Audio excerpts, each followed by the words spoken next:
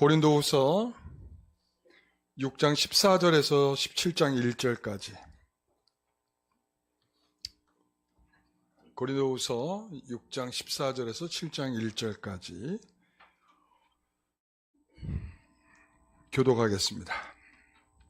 너희는 믿지 않는 자와 멍에를 함께 매지 말라. 의와 불법이 어찌 함께하며 빛과 어둠이 어찌 사귀며 그리스도와 벨리알이 어찌 조화되며 믿는 자와 믿지 않는 자가 어찌 상관하며 하나님의 성전과 우상이 어찌 일치가 되리요. 우리는 살아계신 하나님의 성전이라. 이와 같이 하나님께서 이르시되 내가 그들 가운데 거하며 두루 행하여 나는 그들의 하나님이 되고 그들은 나의 백성이 되리라. 그러므로 너희는 그들 중에서 나와서 따로 있고 부정한 것을 만지지 말라.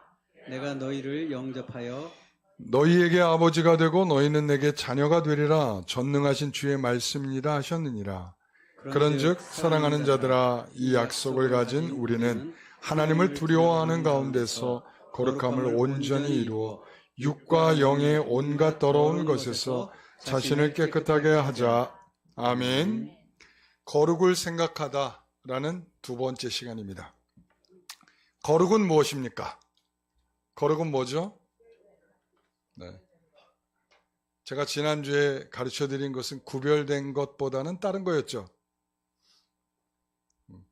먼저 하나님께서 충만하게 하셔서 충만을 이루는 거룩이다. 하나님으로부터 오는 거룩이다. 이런 얘기 드렸고, 그 다음에 하나님께서 복음을 전하는 사람을 보내셔서 그 복음과 그 복음을 전하는 사람과 함께 협력, 조화, 교제하는 것을 통해서 우리가 거룩하게 하시는 거다. 이런 말씀을 드렸었어요. 오늘은 이제 그것과 조금 섞이기도 하면서 좀 더 다른 내용들을 이야기할 텐데, 자, 다시 제가 질문을 드리겠습니다. 거룩은 무엇입니까? 과거에는요, 이 극보수 교단들에서는 이 엄숙함을 거룩이라고 했어요. 엄숙함. 그래서 예배당에 와서 누가 떠들어? 누가 크게 웃어? 다 분위기는 어때야 돼? 장례식장 분위기여야 돼. 다들 웃지도 말고 어디 불경스럽게 조잘조잘 그랬단 말이에요. 그런 걸 거룩이라고 생각을 했어요. 엄숙함. 그리고 또 세상의 것은 다 마귀의 것이니 다 버리라. 그러니까 마귀의 것을 버려라. 이랬단 말이에요. 그래서 교회 부흥회나 학생 수련회를 가면 이 세상 문화와 너희들은 다 단절해야 된다. 그래서 순진한 청소년들이 말이죠. 집에 수련회 끝나고 집에 돌아가가지고 TV를 막 부셨다는 거 아니에요. 그 70년대, 80년대, 요때. 그러니까 도대체 이제 이런 것들, 이게 이 악한 거야. 그런 게 악한 거. 그런 것부터 떨어져 나가야 돼. 그런 것부터 떨어져 나가야 거룩한 것이다. 이런 생각을 한 거죠. 세 번째는 이제 목사들의 거룩함. 목사들의 거룩함은 뭐냐면 목소리로 거룩했어요. 그래서 기도하고 축도하고 그럴 때 어떻게 할까요? 제가 흉내 내볼까요? 지금은 그거보다 더 깔아야 돼. 지금은 이 정도는 깔아야 돼. 이 정도는. 그러니까 이래야 거룩한 목소리라고 생각을 했어요. 거룩한 목사다. 이렇게 생각을 했어요. 여러분, 이 거룩함은 밖으로 보이는 것을 통해서 알 수가 없어요. 사실은. 그렇기 때문에 진짜 거룩함이 뭔지 이제 오늘 여러분들한테 이제 세 가지로 정리를 확실하게 해드릴 테니까 딴소리 하면 이제 죽어요. 아시겠죠? 자, 첫 번째. 안 죽으려면 똑바로 들어야 돼, 이제. 오늘은. 자, 첫 번째는 거룩은 하나님에게서 오는 것이고, 하나님에게 속한 것이다. 여러분, 거룩을 우리에게 목표로 두셨어요. 신앙생활하는 성도들의 목표는요, 돈 많이 벌고 복 받는 게 목표가 아니고요, 거룩이 목표예요. 그래서 거룩은 스스로 만들어낼 수 없어서 하나님께서 그 거룩한 성도, 그 목적지까지 다 가게 하시려고 할 때 하나님께서, 성삼위 하나님께서 우리에게 나타내시는 바가 있어요. 성령께서 너희 속사람을 강건하게 하시고, 그리스도께서 너희 마음에 계시고, 하나님께서 충만하신 것으로 우리에게 충만하게 하신다. 에베소 지난주에 3장 말씀이죠. 그러니까 신자의 거룩한 생활은 윤리도 아니고 도덕도 아니고 뭐라고요? 하나님께 속하는 거예요. 하나님께 속하는 것. 근데 우리가 속하려고 노력을 하는 게 아니라 하나님이 우리에게 속하도록 하나님께서 은혜를 주시는 거죠. 그래서 세상에서는 사실은 반대에 서는 거라면, 적극적으로 말하면 우리가 하나님 편에 서는 거예요. 그래서 거룩한 삶은 우리가 어떤 결벽증을 보인다든가 아니면 우리가 거짓말하지 않으면은 우리가 거룩해진다, 이렇게 얘기하는 것이 아니고, 사실은요, 거짓말하면서도 거룩한 성도가 있었어요. 누구죠? 라합이죠. 라합이죠. 거짓말은 했는데 하나님께서 그 믿음을 인정해 주시고 그를 거룩한 성도로서 하나님께서 받아주신단 말이죠. 여러분, 그러나 우리 아나니아와 삽비라는 어땠어요? 거짓말했다가 그냥 즉사했죠. 즉사. 여러분 조심하십시오. 거짓말하면 이렇게 즉사할 수도 있습니다. 여러분, 이게 그런 말이 아니고요. 여러분, 거짓말하고 안 하고 우리가 윤리나 도덕적으로 말하면 중요하죠. 신자가 돼서 왜 거짓말을 해? 여러분, 중요할 수 있어요. 그러나 그것이 어느 편에 섰는가의 문제예요. 우리가 하나님 편에 선 것인가? 하나님께 속한 것인가? 우리가 이 라합이라고 하는 여인은 그 나라 백성들한테는 반역자이지만 하나님 편에 서서 거짓말하는 거죠. 그렇죠? 라합이라고 하는 여인은 정탐꾼을 숨겨주면서 저쪽으로 갔어요. 위에 숨겨주고서는. 그죠? 그러니까는 그건 뭐예요? 그 여인이 하나님 편에 섰다는 거야. 거짓말을 했느냐 안 했느냐가 중요한 게 아니고. 그리고 또한 이 아나니아와 삽비라는 초대교회는 특수한 상황이에요. 그러니까 이 초대교회는 공동체는 정말 이제 교회가 이제 시작해가지고 교회가 성도들이 이제 구성돼 가고 있는 그런 상황인데, 그런 데서 그 거짓말 한마디가 미치는 영향이 얼마나 컸겠어요. 생각해 보세요. 어떤 사람은 자기의 전 재산을 드리면서도 기꺼이 즐겁고 행복한 마음으로 드리고 있는데 반쯤은 숨겨두고 하나님께 전체를 드리고 있다라고 하는 이 거짓말 속에는 이 공동체를 와해시키고 흔들거리게 만들고 어렵게 만들 충분한 이유가 그 안에 들어있는, 하나님 편에 서지 않은 거죠. 그 거짓말은 단순히 거짓말의 수준이 아니라 하나님께 속하지 않은 자의 거짓말이다, 이렇게 얘기할 수가 있어요. 그러니까 우리가 마귀를 얘기할 때도 거짓의 아비라고 그러잖아요. 예? 그러니까 마귀 닮으면 마귀를 따라가면 다 거짓말쟁이겠구나, 이 의미가 아니에요. 자, 우리가 이 마귀는 근본적으로 누구를 대적하게 돼 있어요? 하나님을 대적하게 돼 있죠. 그가 하는 모든 행위는 거짓말뿐만 아니라 그가 하는 모든 행위는 다 하나님의 반대편에 서 있는 자의 행위란 말이죠. 그러니까 그 거짓의 아비를 따라가면 우리도 거짓말도 하게 되고 악함도 나타나고 자꾸 다툼과 갈등을 일으키고 이렇게 되는 거죠. 왜? 그게 바로 누구의 본질이에요? 마귀의 본질이란 말이죠. 예? 자, 그래서 제가 다시 말합니다. 여기에서 우리가 도덕이나 윤리적인 것이 아니고 누구에게 속한 것? 하나님에게 속한 것이 거룩이다. 고린도전서 5장 9절에 보면 내가 너에게 쓴 편지에 음행하는 자들을 사귀지 말라 하였거니와. 자, 누구하고 사귀지 말라고요? 음행하는 자. 사도 바울이 왜 교회 성도들한테 음행하는 자들은 사귀지 말라고 그랬을까요? 여러분, 음행하는 죄는 아주 본질적으로 아주 심각한 죄죠. 어떤 죄입니까? 음행하는 죄라는 게 어떤 죄예요? 이거는 아버지의 엄마와 성행위를 하는 것을 음행이라고 그래요. 그러니까 진짜 엄마는 아니지.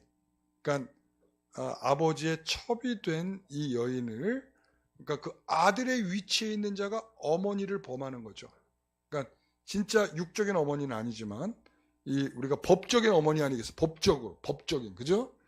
그런데 바로 그런 것은 뭐냐면 이 말씀은 그 악한 기준에서 말하는 것이 아니라 하나님께 속하지 않았다라는 기준에서 사귀지 말라는 거예요.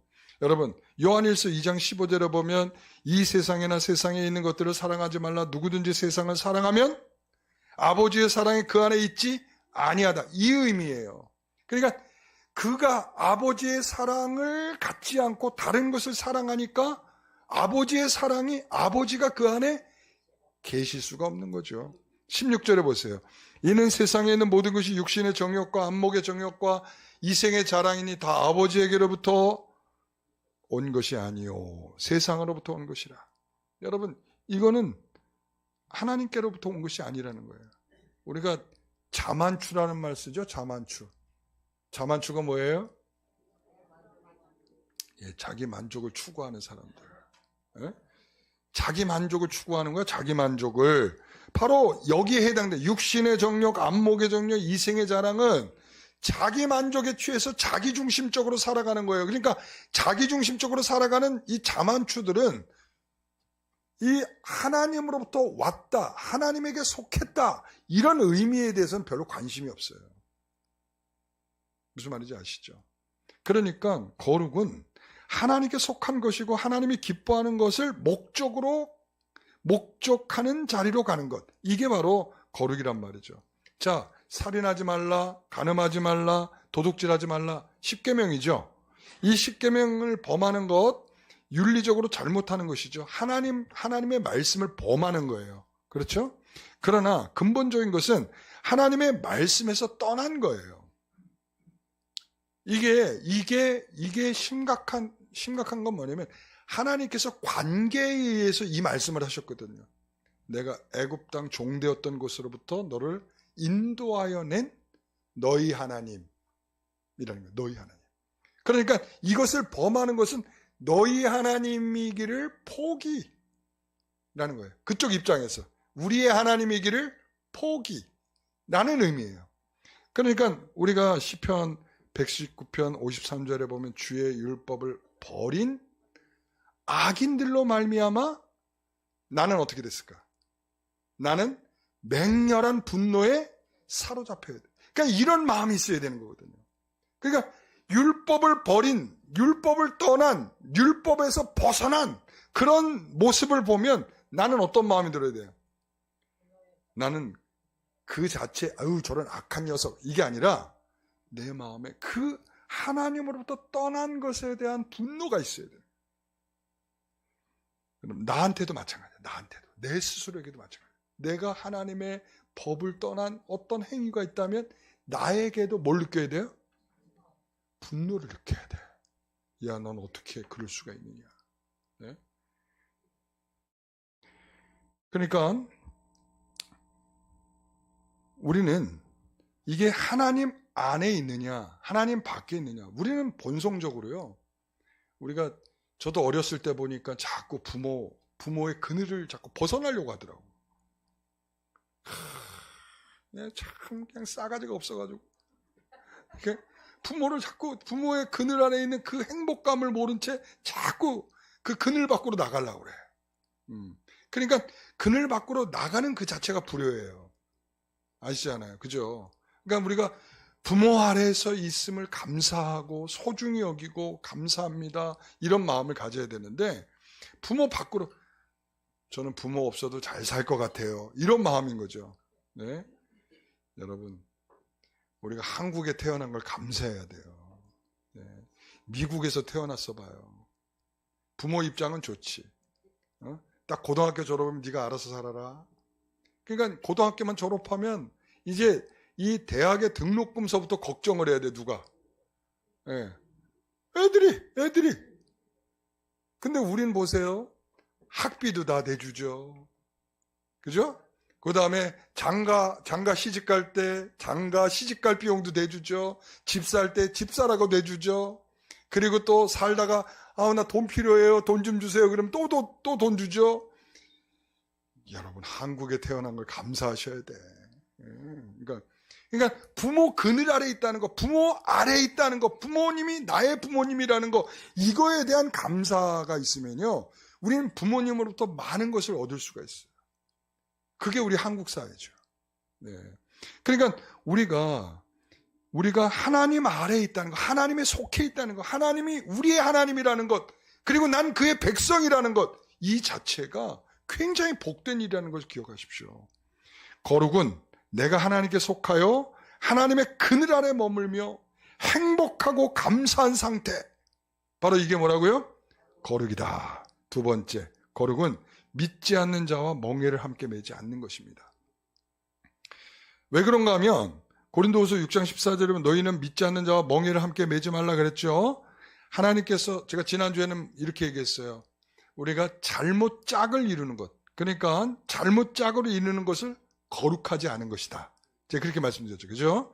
그래서 의와 불법이, 빛과 어두움이, 그리스도와 벨리알이, 믿는 사람과 믿지 않는 사람이, 또한 성전과 우상이 뭐 할 수가 없다. 예, 이건 제대로 된 짝이 아니에요. 이건 제대로 된 짝이 아니야. 그래서 이 조합은 거룩하지 않다. 지금 이렇게 하는 거예요. 서로 동역할 수가 없다. 이런 얘기예요. 여러분, 소와 나귀에게 한 멍에를 메워보세요. 어떻게 되겠어요? 얘네들은 일하는 생리가 달라. 움직이는 법이 달라. 그렇기 때문에 둘이 같이 묶어놔봤자 절대로 일이 될 수가 없어요. 밭을 갈 수가 없어. 그렇기 때문에 멍에를 메운다는 것은 뭐냐면 동역을 한다는 거예요. 동역. 그렇기 때문에 동역하기가 어렵다. 이런 거죠. 소와 나귀는 여러분 같은 여물통에 놓고 같은 여물은 먹을 수가 있어요. 그렇죠? 여러분 본 적 있어요? 전 본 적이 있어요. 그러니까 다른 짐승이어도 서로 간에 같이 머리를 쳐박고 같이 여물은 먹을 수가 있어. 그러니까 우리도 믿지 않는 자와 밥을 같이 먹을 수도 있고 같이 카페 가서 차 한잔 할 수도 있고 그리고 직장 생활을 같이 할 수도 있어요. 이런 건 문제가 되지가 않아요. 그러나 하나님은 멍에를 매지 말라는 거예요. 우리가 하나님 나라를 함께 걸어가는 동역자일 수는 없다. 여러분. 그래서 믿지 않는 자와 믿는 자는 진리의 동역자일 수 없고 목표를 함께 두고서 갈 수 있는 사람들이 아니다. 어떤 경우라도 의와 불법이 같이 할 수 없다는 거예요. 빛과 어둠이 어찌 사귀며 그랬어요. 사귄다는 게 뭐냐? 코이노니아예요. 코이노니아는 굉장히 깊은 교제를 의미하죠.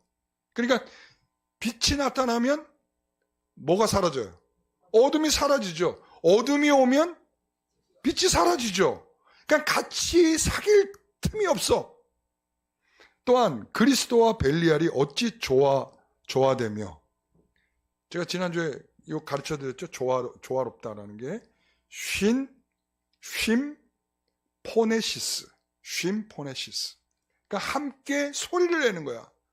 우리 영어로는 뭐냐면 심포니 아시죠? 네, 이 조화로운 뭐 이런 뜻이기도 하고 그 다음에 교향곡 이런 뜻이기도 하죠. 그러니까 이게 여러 악기들이 동원돼 가지고 어떤 음률을 탁 나타낼 때에 조금도 문제가 되지가 않아. 이 심포니. 예? 그러니까 모든 소리들이 조화롭게 소리를 내고 있는데 여러분 여기에서는 이 그리스도와 벨리알은 동일한 소리를 낼 수가 없어요. 제가 어저께 북한의 창인가요? 아침에 하는 뭐 있어요. 뭐 뉴스 비슷한 거 있어요. 거기서 보는데 러시아 악단이 나와가지고는 이 김정은과 북한을 엄청 찬양을 하는 거야. 와, 그것도 뭐 한 번만 찬양하는 게 아니라 뭐 악기로도 찬양하고 그리고 또 북한 말로도 찬양하고 뭐 여러 걸 통해서 그냥 막 찬양을 쫙 하더라고요. 왜 그렇게 할 수 있는가? 거기서 이제 이야기를 분석을 해주는 거야. 뭐냐면 북한이 이 러시아 전쟁에 뭘 파견했어요? 예, 군인들을 파견해서 자기들과 같이 싸워줬잖아. 그러니까 우리 동맹이고 우리 편이고 우리와 함께하고 있는 자들이죠. 그러니까 뭐 할 수 있냐면 북한을 찬양하고 김정은을 찬양할 수가 있는 거죠. 여러분 제가 만약에 여기서 지금 김정은을 찬양하고 북한을 찬양해 보세요. 여러분들이 가만 안 놔두겠죠? 그러면 국가보안법에 걸려가죠. 그래서 7년 이하의 징역을 살 수가 있죠. 여러분, 무서운 거예요. 그러니까는 우리는 북한과 함께 동맹의 관계일 수가 없는 거야. 그렇죠? 그러니까는 우리가 북한에 대한 이야기를 찬양하고 막 이렇게 했다가는 심포니를 했다가는 큰일 나는 거예요. 큰일 나는 거예요. 국가보안법에 걸린 거죠. 그러니까 어찌 보면 그리스도와 벨리알은 그것보다도 더한 관계예요. 서로 조화로울 수 없고 서로 같은 소리를 낼 수가 없는 거야. 그러니까 믿는 자와 믿지 않는 자, 여기서 뭐라고 했냐면 상관할 수 없다. 상관은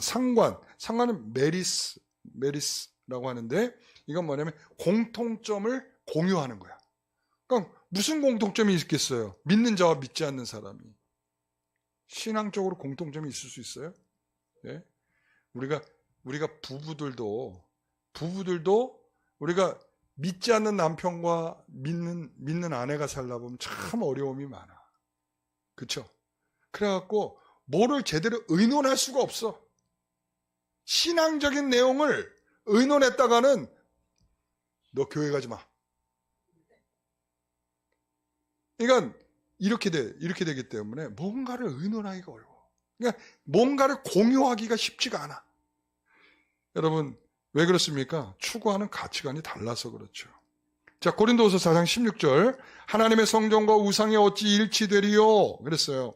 성전과 우상을 함께 둔다는 것은 우리는 상상할 수 없는 일이죠. 이 성전이고 성전인 우리 안에 우리가 성전 아니겠어요? 그죠? 우리가 성전인데 성전인 이유는 뭐예요? 그렇죠. 하나님이 우리 안에 계시기 때문에 우리가 성전이 된 거예요. 그런데 유한한 우리의 무한하신 하나님이 우리와 함께하고 있다면 거기에 뭔가가 비집고 들어갈 틈이 어디 있어요? 그러니까 다시 말하면 다른 것이 비집고 들어온다는 것은 하나님이 계시지 않은 것일 수도 있다. 여러분 이걸 생각하실 수 있어요. 절대 우상과 하나님은 동시에 같이 있을 수가 두 주인을 섬길 수가 없다라고 하는 의미가 그런 의미예요. 왜냐하면 무한하신 하나님이 우리 안에 가득 채워져 있는데 어떻게 우리 안에 다른 우상이 들어와서 그 자리를 들어올 수가 있겠어요? 그건 불가능한 거죠. 그러니까 성전에는 어떤 우상을 둔다는 것, 동역한다는 것은 불가능한 일이다. 그러니까 예수님께서는 같은 공동체 안에 죄인에 대하여서도 이렇게 표현하고 있어요. 마태복음 18장에 가서 보게 되면 너와 그 사람과 상대하여 어떤 사람이 죄를 진 거야. 교회 공동체 안에서.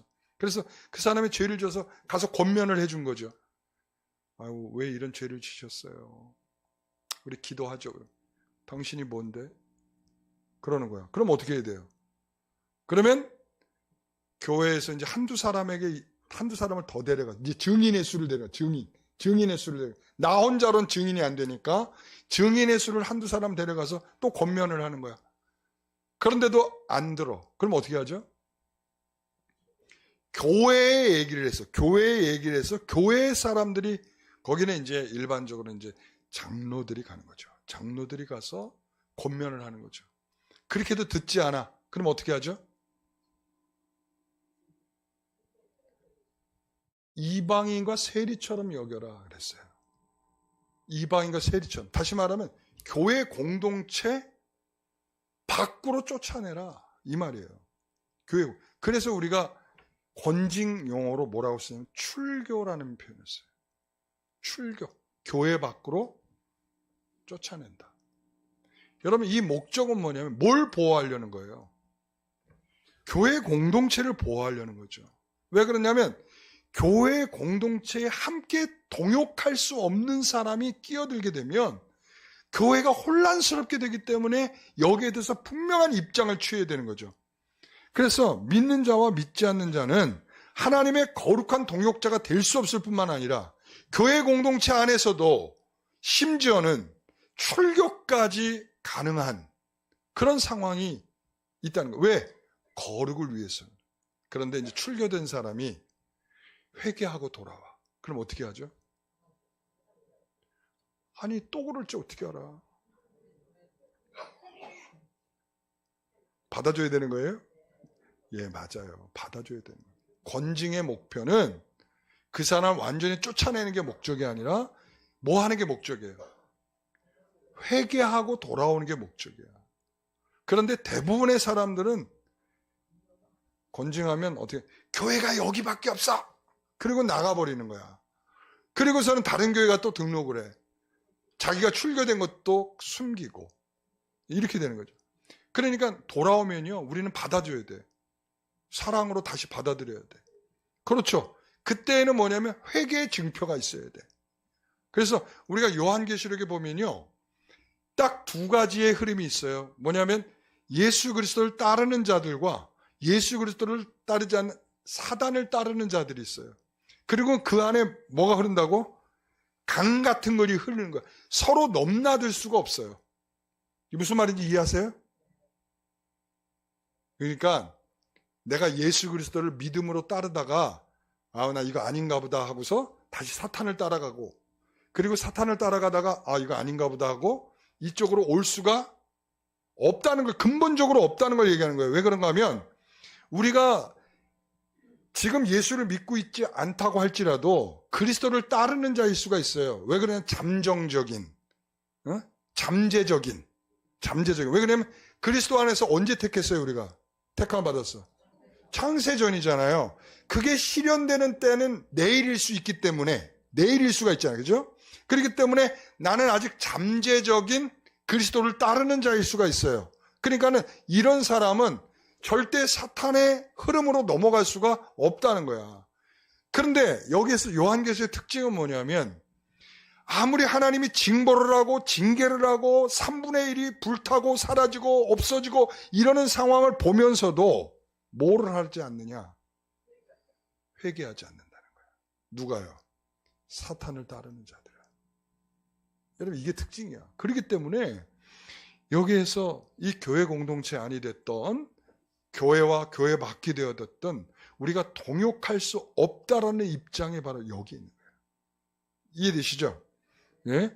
자, 사도 바울은 왜 이 말을 할까요?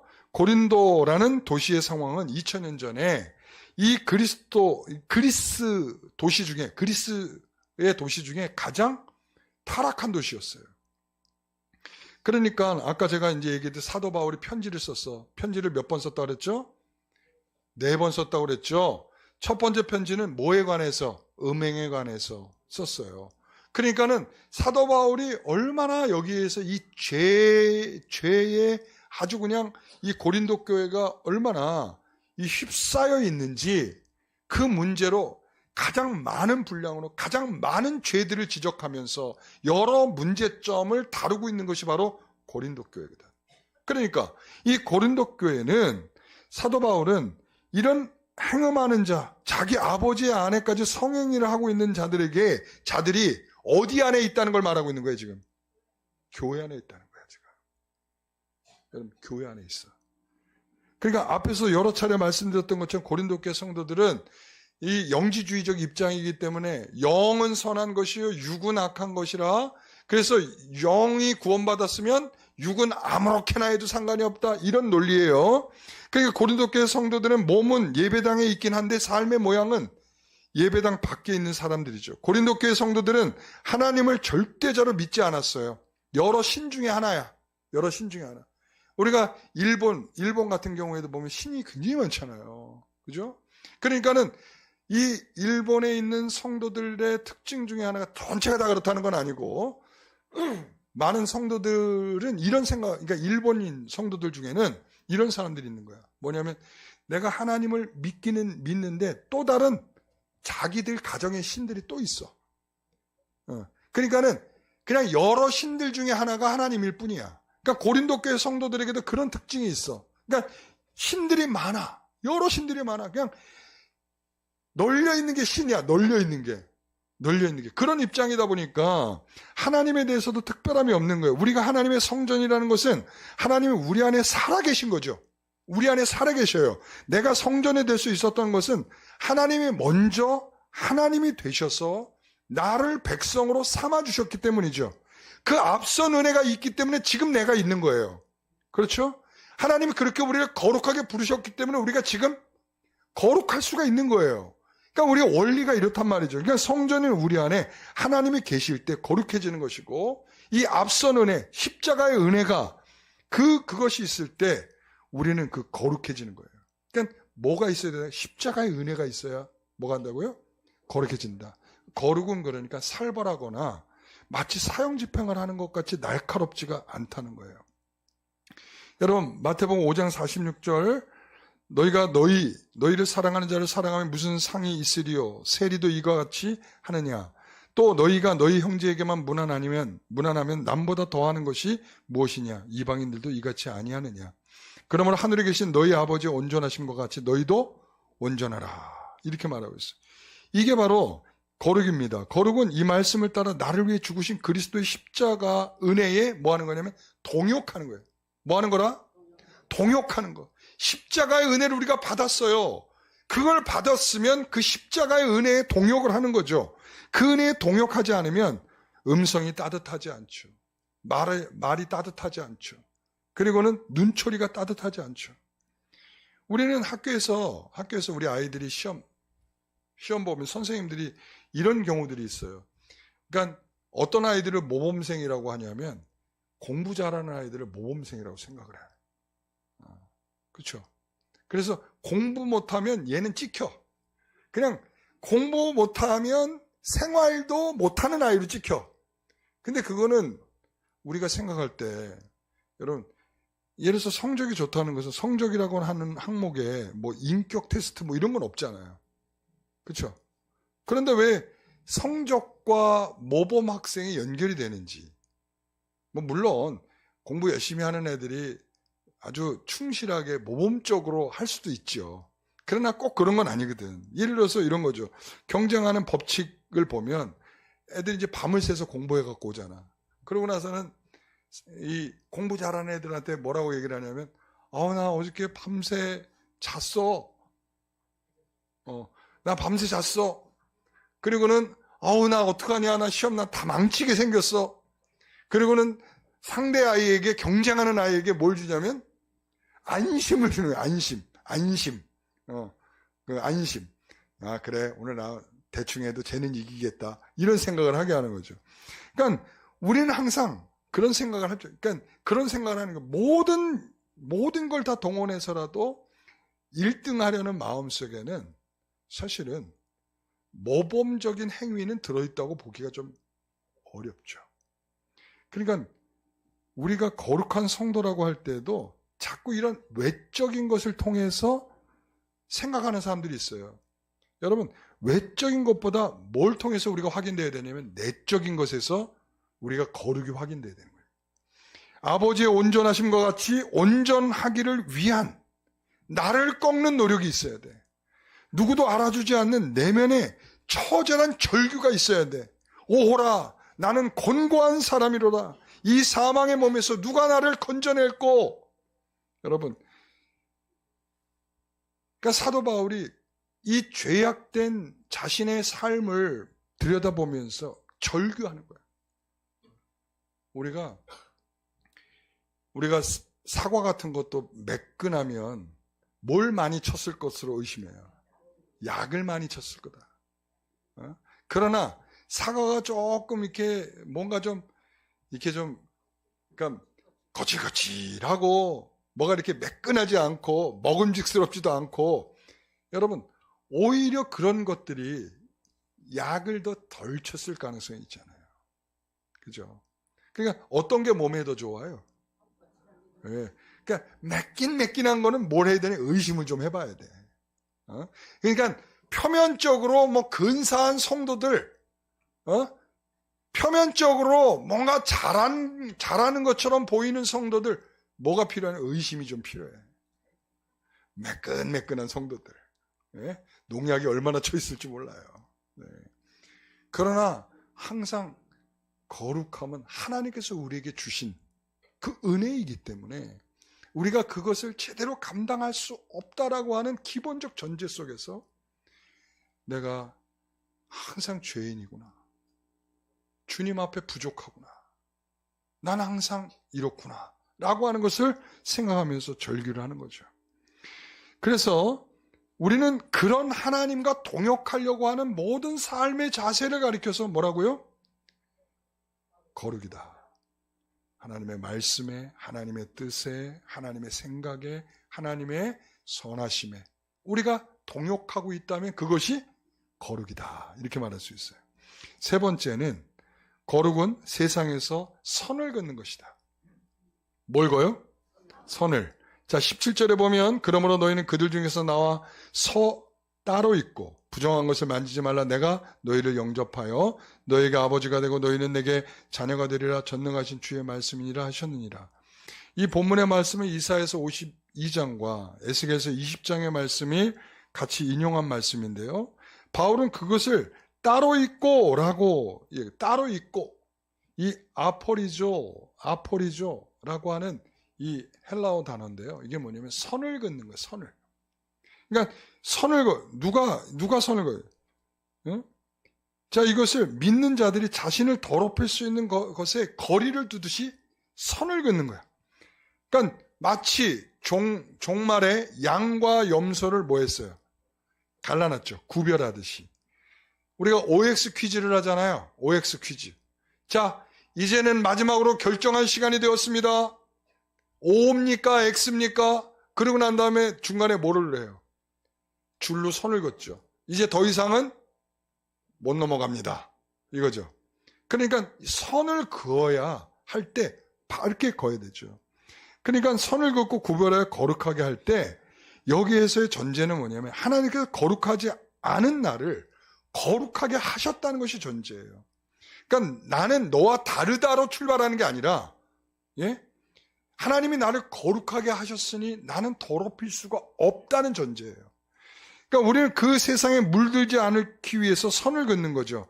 고린도후서 7장 1절 그런즉 사랑하는 자들아 이 약속을 가진 우리는 하나님을 두려워하는 가운데서 거룩함을 온전히 이루어 육과 영의 온갖 더러운 것에서 자신을 깨끗하게 하자.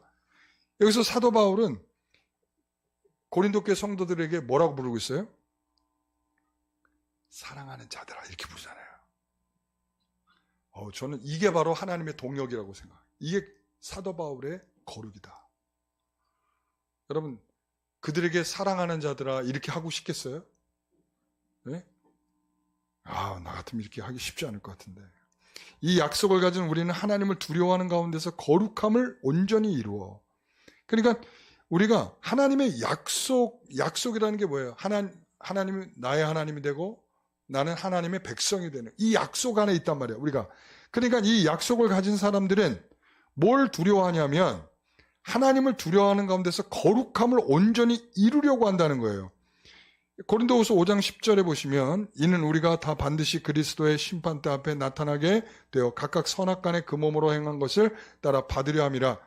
우리는 주의 두려우심을 알므로 사람들을 권면하거니와. 사도 바울은 그 두려움으로 권면한다는 거야. 그 두려움이 뭐예요?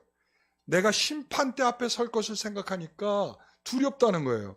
이 두려움은 하나님 앞에 설 것을 의식하며 살아가는 데에서 나타나는 두려움. 우리는 하나님의 심판대를 적절하게 되새김질할 때 거룩에 이르도록 자극되는 것입니다. 이 경외함은 하나님을 슬프게 하거나 실망하지 않으려고 염려하는 태도예요. 하나님께 벗어나면 황폐하게 될 것이라고 하는 것에 대하여 묵상을 할 줄 아는 거죠. 두려움은 우리에게 중요한 정서입니다. 신앙의 정서. 두려움은 우리가 꼭 가지고 있어야 될 신앙의 정서예요. 여러분 이 신앙의 정서가 없으면 제멋대로 하게 돼 있어요. 자만추가 되는 자만추. 아시겠죠? 그래서 바울은 하나님과 바른 관계에서 자신을 거룩하게 지킬 수 있는 것. 그때 나는 뭘 거요? 선을 긋는 거죠. 여러분 이스라엘 백성들이 바벨론의 침공을 받아가지고 포로로 끌려갔어요. 포로를 끌려갔다가 이제 70년이 차서 에스라와 함께 돌아오게 됐죠. 그렇게 돼서 그들이 뭘 줬어요? 성전을 재건하죠. 성전을 재건했는데 계속 공격을 받는 거야. 공격을 받으니까 어떻게 됩니까? 여기에서 성은 허물어지고 성문은 불타고 하는 일들이 계속되는 거야. 그때 이것을 저 멀리에 있었던 느헤미야가 듣게 되죠. 그리고는 자기가 가지고 있는 위치, 자리 이것들을 다 집어던지고 왕에게 저 예루살렘으로 가야겠습니다. 고향으로 가야겠습니다. 뭘 하러 가겠다는 거예요? 아니. 성전 건축하러 가는 게 아니죠. 뭘 하러 가죠? 아니,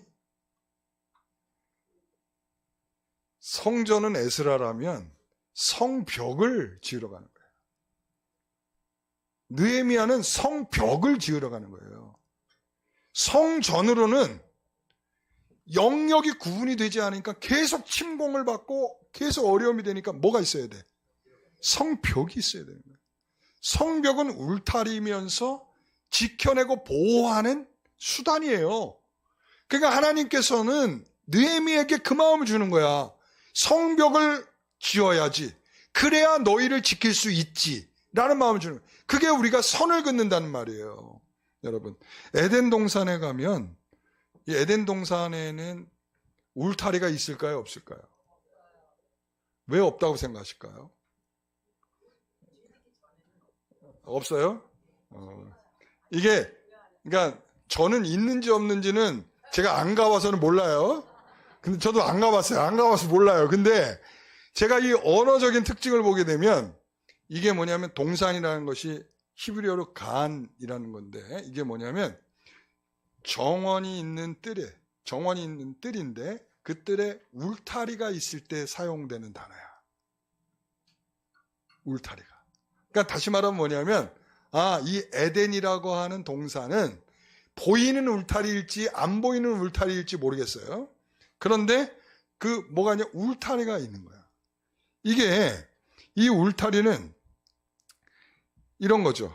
그러니까 이 안과 밖을 구분하는 울타리인 거죠. 그러니까 거룩함과 거룩하지 않은 것을 구분하는 울타리인 거죠. 그러니까 이 에덴에서 아담이 쫓겨나서 나오니까 거기 들어갈 수 있게 됐어요? 없게 됐어요? 못 들어가기만 한 게 아니라 다시 찾아갈 수도 없어. 그러니까 그 울타리가 어떤 울타리인지는 알 수 없지만 다시 사람들이 찾아 들어갈 수 없을 울타리가 돼버리고 말았다는 거죠. 여러분, 우리는 이런 울타리를 정확하게 쳐야 된다는 얘기예요. 이게 에덴 동산은 뭐에 대한 축소판이냐면 하나님의 나라, 천국에 대한 축소판이에요. 그렇기 때문에 하나님의 나라는 이런 울타리, 다시 말하면 이런 울타리를 가지고 있는 성도들이 들어가는 거예요. 하나님께서 이런 울타리를 주는. 그러니까 우리가 예수 그리스도를 믿으면서 세속적인 것을 생각하면 진리를 이용해서라도 뭔가를 성공하려는 마음들이 있어요. 세속적인 것과 하나님의 나라의 것을 구분하지는 않아요. 이게 막 섞여. 그러니까 교회가 자꾸 세속화되는 게 뭐냐면 섞여서 이 선이 없어, 선이. 요즘 이제 점점 선거철이 가까우잖아요. 그러니까 우리 교회는 이제 크지 않으니까 안 찾아오니까 감사한데 큰 교회들은 찾아와. 선거철이 되면 다 찾아와. 찾아와서 광고 시간에 시간 좀 달래. 인사 좀 하게. 예? 저는 그런 거 시간을 내주는 교회는 다 그냥 쓰레기통에 쳐넣어버려야 돼. 그런 교회들은. 교회가 아니야. 광고 시간이라 할지라도 그 모든 시간은 하나님께 드리는 예배 시간이에요. 그리고 또한 출마자는 교회를 이용해서 당선을 생각한다. 교회는 특별한 사람을 내세워 마치 교회가 괜찮은 교회인 것처럼. 저 사람 우리 저렇게 정치에 나온 사람을 우리가 소개하면서 이렇게 하면 우리 교회도 괜찮은 교회. 그리고 또 그 사람은 그 사람으로서의 어떤 충분한 득을 얻는 거 아니겠어요? 자기를 소개하는 시간. 그러니까 여러분 이런 일들은 울타리가 없는 교회예요. 울타리가 없는 교회. 이런 울타리가 없으면 누가 침범하기가 좋을까요? 도둑이 침범하기가 좋은 거야. 담이 없으면 도둑이 침범하기 좋아요. 여러분 초등학교 다닐 때 우리는 지금은 1인용 책상이지만 옛날에는 2인용 책상이었거든요. 그래가지고 2인용 책상이라 가운데다가 뭘 했냐면 선을 그었어. 선을 그냥 선만 그은 게 아니라 칼로 오려내. 그래갖고 너하고 나는 여기 절대 넘어오면 안 돼. 그리고 뭐 지우개가 넘어왔다. 잘러. 이랬단 말이에요. 근데 이제 시험 때가 되면 선생님이 가방 올려라. 가방을 올려요. 가방을 딱 올리죠. 그러면 이 컨닝을 하려고 생각했던 사람한테는 날벼락인 거죠. 그렇잖아요. 그죠? 아니, 그러면서 이제 불평을 하는 거지. 선생님, 이거 우리가 뭐 보면 뭘 본다고, 가방까지 올리라고 그러냐? 볼 마음이 있어. 걔는. 내가 딱 보면 있어. 그러나, 볼 마음이 없고, 공부 충분히 해와서, 이런 사람한테는 가방을 올리든, 담을 쌓든, 뭐, 성벽을 쌓든 상관이 없어. 왜 그래요? 나는 떳떳하고 자유로워. 그러니까 이 벽이라고 하는 것은 어떤 사람한테는 굉장히 자유롭고 신앙적으로도 풍성해지고 하나님의 은혜 안에 살아가는 울타리 같은 것이 되는 거죠. 여러분, 그래서 우리는 세상 어디에 있어도 그 경계를 분명히 하고 내 영혼의 중심에 선을 그을 수 있는 성도들이 되시길 바랍니다. 만일 우리가 그 선을 허물고 지우면 세상 사람들이 감동한다라고 생각하는 사람들이 있어요. 그래서 WCC나 WEA나 이런 모든 문제들이 다 그런 발상이거든. 그런 발상. 그러니까 내가 선을 분명히 그을 때 세상은 오히려 우리 때문에 감동되고 감화되는 것입니다. 여러분, 데살로니가서 4장 3절 하나님의 뜻은 이것이니 너희의 거룩함이라. 곧 음란을 버리고 하나님과 세상을 동시에 소유할 수 없다는 원리죠. 자, 이 원리는 이제 결론인 거예요. 우리가 이 선을 긋는다라고 하는 것은 선을 긋고 아무것도 안 한다 이런 의미가 아니고 선을 긋고 우리는 하나님의 질서를 따라가는 거예요. 하나님의 원리를 따라가는 거예요. 제가 많이 인용하는 말씀이죠. 오른뺨을 치면 왼뺨을 대라. 속옷을 가지려고 하면 겉옷까지 벗어줘라. 오리로 가자 그러면 심리를 가져라. 여러분, 이게 이제 우리 성도들이 이 정도는 다 알잖아요. 그죠? 근데 중요한 건 뭐냐면 이게 세상의 원리와 완전 다른 원리라는 거예요. 세상에는요, 오리를 가자 그러면 귀찮아 안 가요. 이게 세상이에요. 그런데 우리는 뭐라 그래요? 그래? 심리까지 갈게. 이렇게 되는 거죠. 속옷까지 벗어달라고 그래. 야, 미쳤냐? 그런데 겉옷까지 다 벗어주는. 그러니까 이건 뭐냐면 그들이 생각하는 원리와 우리의 원리가 전혀 다르다는 거야. 그러니까 우리가 선 긋고 야, 너하고 나하고 달라. 이걸 추구하자는 게 아니라 우리는 선을 긋고 하나님의 뜻이 무엇인지를 알고 그것을 따라가려고 애를 쓰는 몸부림, 그게 거룩이라는 거예요. 사랑하는 성도 여러분, 오늘 우리가 거룩이라고 하는, 이제 앞으로 거룩에 대해서 이제 박사들이 다 나오실 것 같아요. 그죠? 이 정도면, 그죠? 예? 여러분들, 거룩한 성도들이 되십시오. 자, 첫 번째 거룩은 뭐라고요? 하나님께 속한 것. 하나님 편에 서는 것. 두 번째, 하나님과 동역하는 것. 하나님과 동역하는 것. 세 번째, 선을 긋는 것. 아시겠죠? 예, 이제 앞으로 거룩하면 이상한 소리 하시면 안 돼요. 아시겠죠? 네, 기도하겠습니다. 하나님, 감사합니다. 참으로 우리가 하나님의 거룩을 닮아가는 성도들이 되게 하옵소서. 세상은 우리를 향해서 자신들만 아는 악한 무리로 생각할 때가 있습니다. 그것은 우리가 잘못 믿고 있는 것이고 잘못 보이고 있는 것이라고 저는 생각합니다. 우리 영광교회는 하나님이 기뻐하는 교회, 하나님의 뜻에 합당한 교회, 하나님이 원하시는 원리를 쫓아가는 교회가 되게 하여 주옵소서. 하나님, 거룩한 성도들의 무리가 되게 하여 주옵소서. 예수님의 이름으로 기도하옵나이다.